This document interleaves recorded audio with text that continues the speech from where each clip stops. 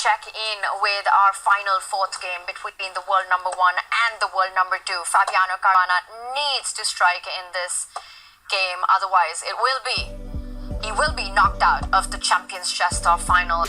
And we see a repeat of what we saw between these two earlier. Yeah, going back to his Italian roots, Fabiano Caruana, he's playing the Italian game. And we saw this position, as Robert mentioned, he's pretty much sticking to what was almost a winning recipe, on the brink of victory in the second game of today. And again, pushing his pawn forward, gaining space on the queen side. It's onus on Magnus, pressure on Magnus to switch things up, because it went wrong for black very, very quickly. And here we see Magnus still sticking to this tried and trusted kind of idea of trading off bishops. I really fear for Magnus Carlsen, unless he's got something up his sleeve. And this is the moment that Fabi stopped and he went shot castle. Is he going to switch it up? Is this when we get a new move? And we're talking about their game 2 action. We had this identical position. I think Fabi's going to play a new move now.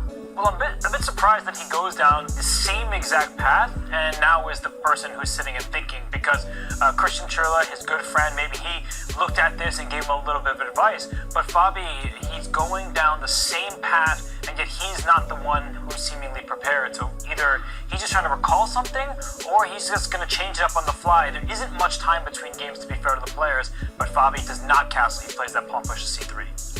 And creating a threat as well on the board. The queen from d1, if it arrives on b3, you will put pressure not on one pawn on b7, but 2 pawns, the one that has just been doubled up as well on the center.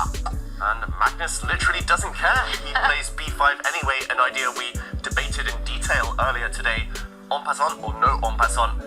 It does look like it's forced in some positions, but here White can very much maintain the tension if he desires. But why not just queen b3? I'm attacking b5, I'm attacking e6. Because the b5 pawn, Magnus is saying, is a bit untouchable, because even when you capture, let's say the white queen grabs that pawn on b5, the black rook will slide one file over, hit the queen and the loose b2 pawn behind it. So this pawn can be won by white. Black will have to defend the e6 pawn, but in doing so sets up a rook b8, so that the pawn on b5 is actually protected just tactically rather than directly.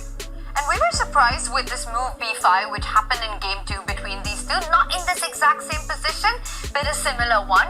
It looks like this is some kind of a preparation by Magnus, that he's just decided to go into this opening with this thematic idea of b5, and he's sticking to it. What must have happened is that in the break, the players, they don't have too long, they have a few minutes here and there. Magnus got on the phone, he called up his good friend, his second, Peter Heine Nielsen. What should I do? And Peter's saying, do the same thing. Yes, you had a bad position later, but your mistakes weren't to do with the opening. And just stay loyal, stick to what you know, don't burn too much time on the clock. And here we do see the switch up, this exact variation you mentioned with queen to b3. Probably in that phone call, Magnus discussed it with his second, and it's Fabiano deciding now whether to go and grab the pawn. As Robert mentioned, queen takes b5, white's queen.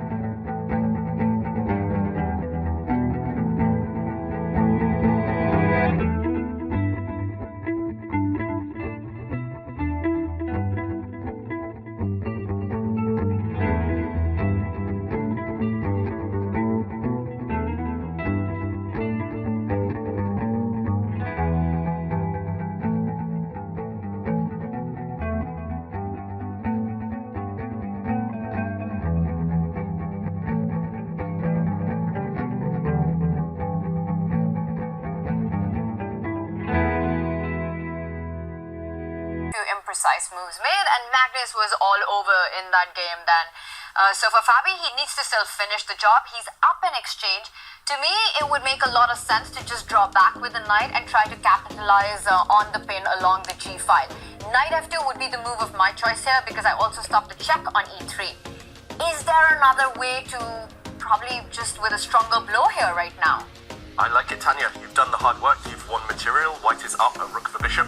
So why not just create smaller threats? Why not regroup your pieces? I think you don't actually need to do anything too special. There might be stronger moves, might be more direct moves. But ultimately, Fabi needs to play quickly. The only time it's gone wrong for him is when it gets super messy. He loses a little bit of control and he has no time on the clock. So just keep the time advantage. The win should be relatively straightforward if you play moves such as knight f2. He's about to decide. Reaches out for the knight and it's on the board. And one thing I'll note that if the queens do come off, and maybe queen h6 for black, at least you're not getting checkmated for Magnus. You have a bishop and one pawn for that rook. So there is quite a lot of material, and he's, I think, about to go for this. I don't think the task is that simple for Fabi if the queens come off. And the thing when you're playing against Magnus is you have to be so precise even when you're ahead in material. We've seen Magnus turn around in this very match itself, in this against Fabi itself, and it looks like this is a big blunder. Can he... Is there... I was going to say rook takes bishop, but queen takes rook is with a check. Yeah, the problem is there's a pin on the g-file. Black is also collapsing on the other flank. Fabi's now going to infiltrate on the c line, and actually the e6 pawn is hanging with the check. Wow, Magnus is really fallen apart these last few moves. It was lost anyway, but this is really bad. But what a smart thing Fabi did. He put his rook on c1 in the bishop's line of sight. It couldn't be captured because the queen was behind. Now he's taking this pawn. The knight has to move. The knight moves the bishop's line. That's a resignation, and that's a tied match. That's a tight match that goes in Armageddon as Fabiano Caruana does it. He strikes back, leveling their score. And this one goes into sudden death, which Fabi needs to win to stay alive, to take it into set 3. But he will be feeling confident. Fabiano Caruana right now, he is one of a kind. Beating Magnus Carlsen so many times, and... Did you see that, David? Magnus, he was so angry on the screen. He can't believe it that he didn't finish this off. Well, you know